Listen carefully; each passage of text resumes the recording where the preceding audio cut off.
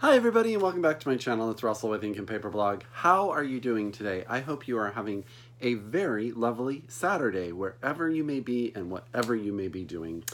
Today is the big day where we do the first discussion on the first book of the Around the World in 1,000 Pages book club. I am so excited to have this conversation with you guys. Remember that this is sort of how I'm going to block it. The first 10 minutes will be spoiler free, and then I will announce that spoilers are going to come into the discussion that I'm going to have, and then the last 10 minutes will be spoiler specific. The conversations on Goodreads have been fantastic. I've been reading them. I'm going to talk about some of the stuff that I've been reading in those notes as well, and some questions that you guys had. I'll try to word them in a way that we can sort of have a conversation in the comments below about our feelings about the first book.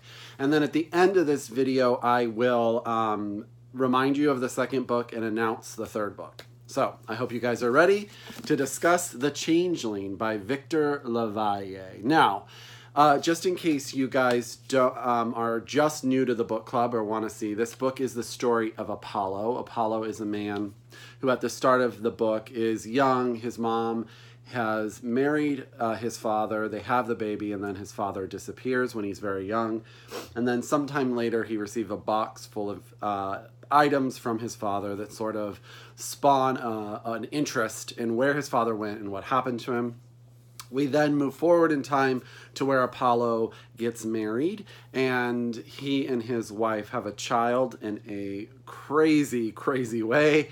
The wife makes some decisions about her family, just to not add any spoilers at this point, that are horrific and have horrific outcomes. And she disappears, and the baby has disappeared as well. And the second half of the novel really is Apollo on a search to move forward, to find his wife and to find his child. A couple of things about this. This book is very much set into two sections, and I know that there was a lot of comments about this. The first part of the book is sort of a family drama that is really compelling. I actually thought that of the two parts of the book, it was the better written. And I was really invested in Apollo and his wife, who for some reason I'm totally blanking on her name, Emma. Apollo and Emma's life, their relationship, the pregnancy. Apollo is a rare book finder and seller. That's what he does for a living. I thought that was very well done.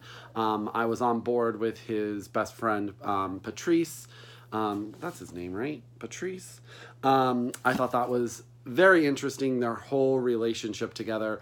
And I actually thought until the middle of the book where the horrendous act occurred, I was really, really bought in. And it is one of those things where you get enough of a mystery about what happened to his father that you're interested and you want to know how that's going to resolve.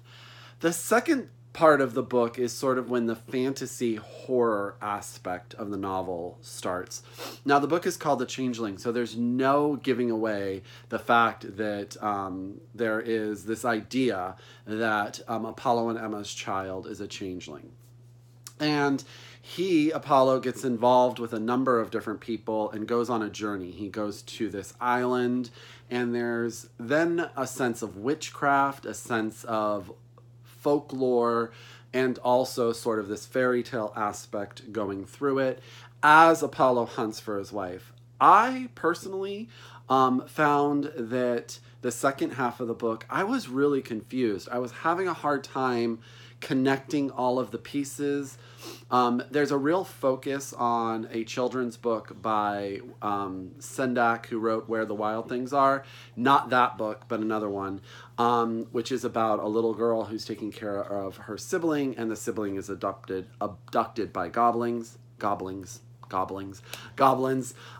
So the book sort of has that intertwined with Nordic folklore, with the idea of the changeling, with this sort of magical realism piece of the whole puzzle.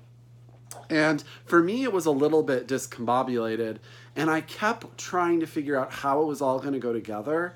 And for me, it was just a bit of a struggle. Now, I really think Victor Lavalle is a fantastic writer, but the ideas towards the end just got a little bit too much, and I was like, what is going on, and how does this all resolve? I was invested, don't get me wrong. I really did care about what was happening to Apollo. The other thing I was going to ask you guys, this isn't really a spoiler, but how did you feel about the character development? I think obviously Apollo is the most well-rounded. He is our main character. He is going through almost all of the action in the book. And his wife Emma is probably like 3/4 developed. She makes this decision, and it is a horror decision. But I'm not sure I understood 100% her motivation or who she was as a person. And then the other characters, a man who helps Apollo on his journey, his best friend who is also a rare book finder, they seemed a little bit flat for me. They were more of an vehicle to move certain aspects of the plot along. So for me, I was hoping that they would be more well-rounded. I don't know if you guys felt the same exact way. The only character that I really actually could have read an entire novel on that I'm really sad I didn't get to know more about is Apollo's mother. She arrives here. She is an immigrant, and her life story sounds like it would have been fantastic. How she met his father is briefly played out, and who she becomes is very interesting, but I could do a whole book on her, to be honest.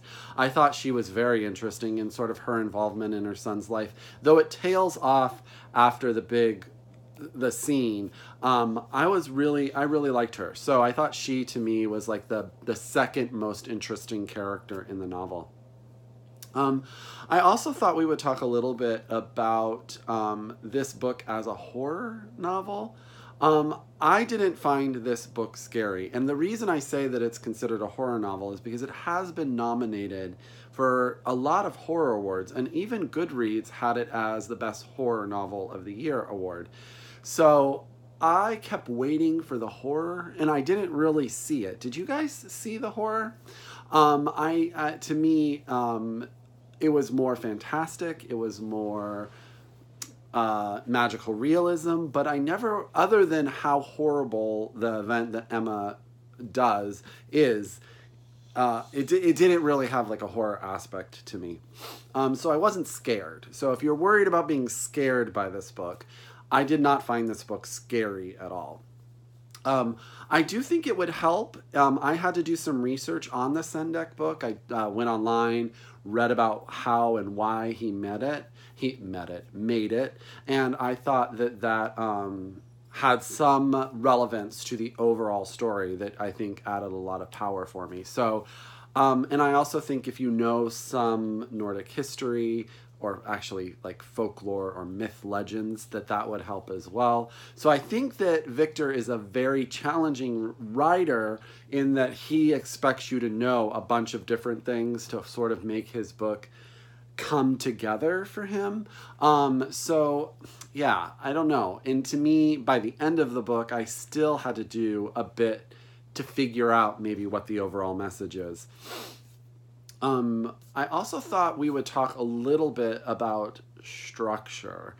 And because this was the major comment in the non-spoiler section on Goodreads, everyone felt very jolted when this book switches from the realistic to the fantastic. And I wondered, as I was reading, if that was Victor's intention, because of the suspension of disbelief that you needed to have in order to buy into the second half of the novel. I think it had to come sort of out of nowhere and have a power to it that just jolted you right into it.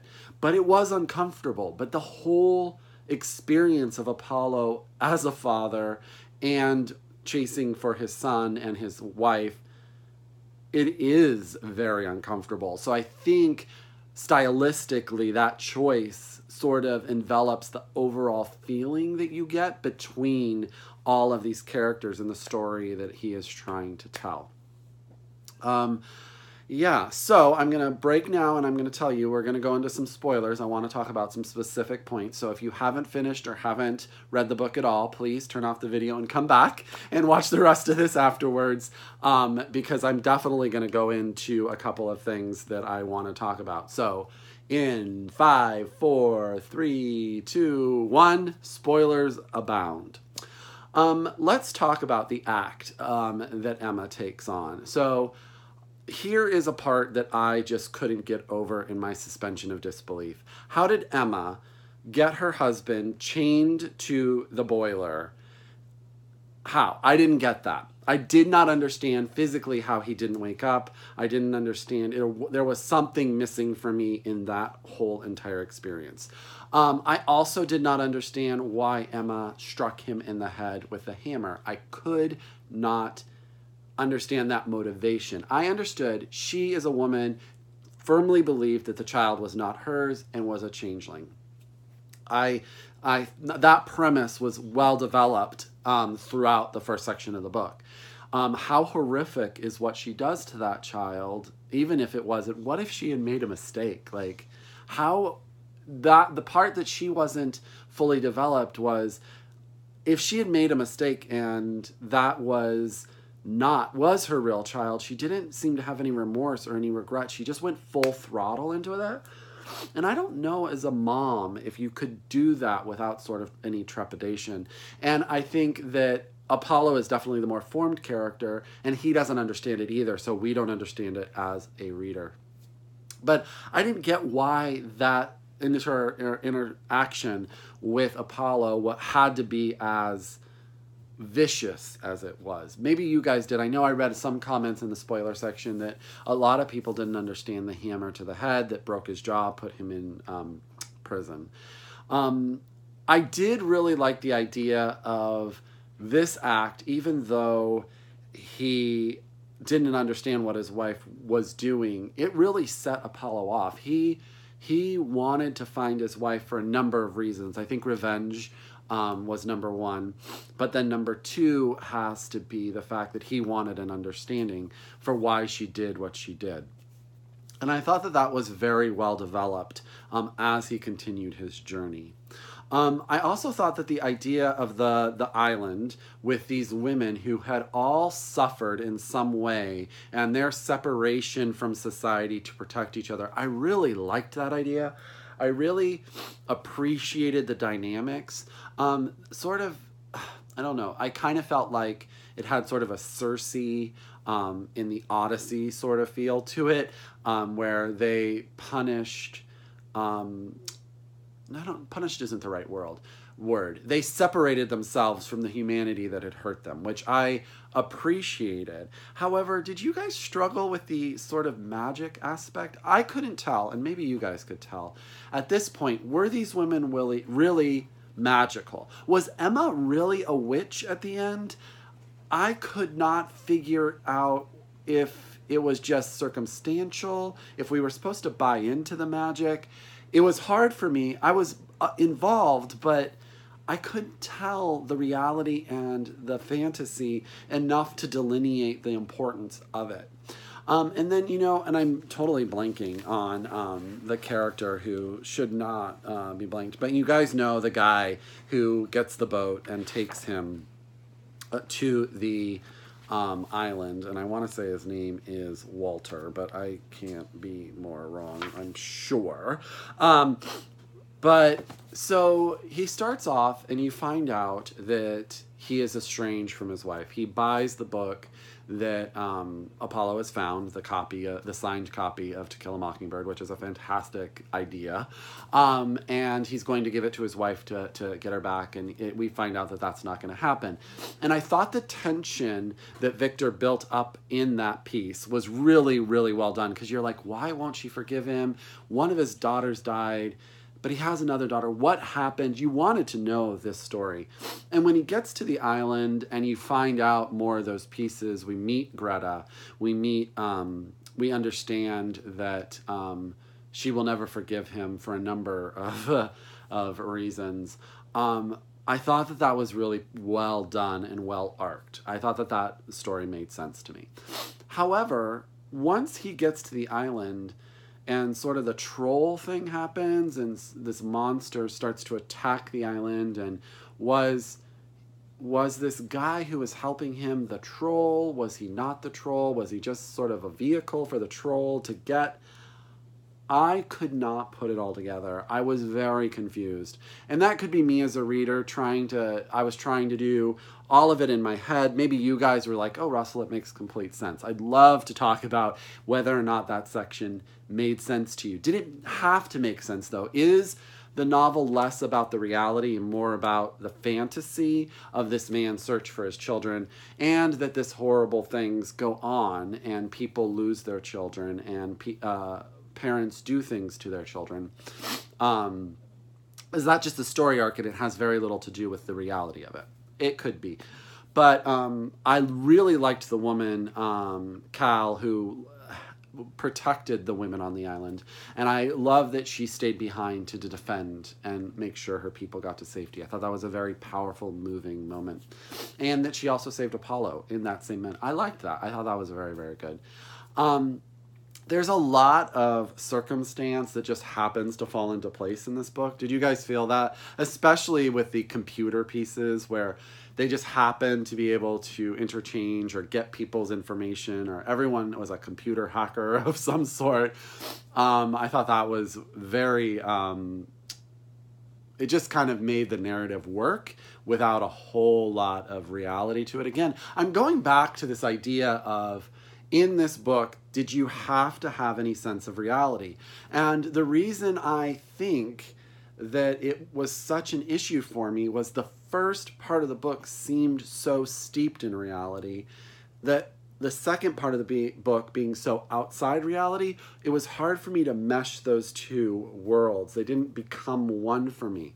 And I wanted to. I enjoyed the book. I was compelled by the book. I would give this book to people to read. I definitely would talk to people about this book. But in the same time, I don't know that I got the book. Like, I kept going, huh? What pieces? What? And then you get to the part where he gets to the island and he learns the history of this beast that's come over on the boat, and that there's this family that's been feeding it children to keep it happy. That is not new. That was actually, for me, a little bit disappointing in the fact that it was not really a reinvention of anything. I felt like it was very predictable and straightforward. But then you find out that Emma has been sort of in this man's head, who has been doing this father figure, Jorg. I'm going to call him Jorg. He can't sleep. He's been bringing her food. He's been trying to... Sorry, Berkeley's in the room and huffing and puffing today. So to me, that part was like, okay, so we learned the story of where this beast came from, and that her son, and it's true that their son was changed out and given to this monster. However, here comes that part again. Was Emma really a witch? Was it magic that got into this man's head, or just her obsession and sadness? Did the fact that he had to approach her and she came at him full throttle with sort of her anger and issues with what he had done, clearly, did that just get into his head and it had nothing to do with magic? Because once Apollo arrives, she admits, right, that her power is gone. So did she really have any power, or was it just the circumstances of the situation and this man confronting what his family had done? I really did love the fact that the man's son, who is the guy, Walter, who has been helping, and I apologize if I'm getting that guy's name wrong, but in my head that's what keeps popping up, so I'm going to just stay with it. That what he had done to his daughter, sacrificing one of his own, thinking that that was sort of the thing that would end this whole experience for his family, was heart-wrenching. But in the same time, because he wasn't really fleshed out, I didn't have the same emotional attachment to that child, Agnes, as I did to Emma's and Apollo's son. And lastly, the one piece of this puzzle that I just cannot put together, and I want to talk to you guys about so much in the notes below, is I couldn't figure out how Apollo's father fit into the whole mess.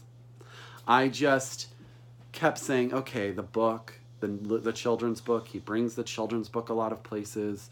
The father, what, how, why, I couldn't do it. It was sort of this string that just left out there. So those are my thoughts. I definitely think this is a great book. I think that I would give it to people because it made me think, it made me read, it's compelling. I hope you guys liked it, and I hope we're going to have a great conversation in the comments below. I hope you like the book club and you're on board, and this was a solid first start because it definitely has a lot to talk about. So I don't want the video to go too long, so reminder. Book 2, which is I Hear Your Voice by Young Ha Kim. We will do this. Sorry, I got a little bit of a sniffled nose here this morning. We will read this in the last weekend in February. I don't know the exact date, but will be when we talk about this book. I will put the Goodreads things up today so you guys can start talking about it. And that is, again, I Hear Your Voice by Young Ha Kim, translated by Chris Lee. This is a Korean novel. And the announcement of the third book in the Around the World in 1,000 Pages book club. We're going to Africa, guys, and we are going to read Purple Hibiscus by Chimamanda Ngozi Adichie. I know a lot of people have read her, but this is her first novel, and I don't think that many people have read it, including myself. And I adore her, and it kind of finishes her novels for me. Once I've read this, I have read Half a Yellow Sun, and I've read Americana, and I've read some of her nonfiction, and I think there's a short story collection that I need to get to, but we are going to definitely read Purple Hibiscus. This is the story of two children. They come from a very wealthy family. They live in Enugu, I'm going to learn how to say that, Nigeria. Their father is very, very strict, and as the novel goes along, you find that their life is not as perfect as people think. They are sent to a city to live with their sort of eccentric aunt, and their eyes are opened, and their lives change. And I think this is going to be fantastic. So book 3 is Purple Hibiscus by Chimamanda Ngozi Adichie. This will be our March novel. So, as always, if you are a return subscriber, thank you so much. If you are new to my channel, welcome. Subscribe. I am glad to have you. Until next time, happy reading, and we'll talk soon. Thank you, and have a nice day. Bye.